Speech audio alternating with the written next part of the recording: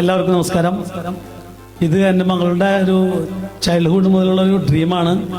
അത് ഫുൾഫിൽ ചെയ്യാണ്. It's A proud moment. ഇതിൽ ഇവള് ഈ പോകുന്നതിൽ ഒരു പങ്കാളി കൂടിയാണ് നമ്മുടെ ഡീബ്രൈറ്റ്.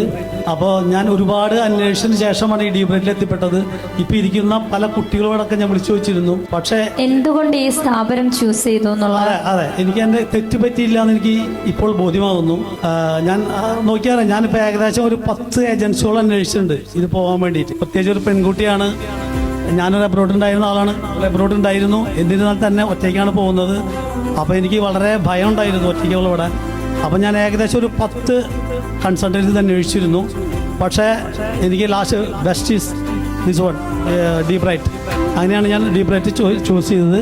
പക്ഷേ എനിക്ക് ഒന്നും പറയാനുള്ളത്, ഇനി എന്തെങ്കിലും റെഫറൻസ് എനിക്ക് കിട്ടുന്നത് definitely I will be refer to this Dbright. ഡീബ്രൈറ്റിനും ഈ പോകുന്ന എല്ലാ വിദ്യാർത്ഥികൾക്കും സർവേശ്വരൻ അവരെ ഡ്രീം ഫുൾഫിൽ ചെയ്യാൻ അനുഗ്രഹിക്കട്ടെ എന്ന് മാത്രം പറഞ്ഞുകൊണ്ട് നിർത്തുന്നു. നന്ദി, നമസ്കാരം.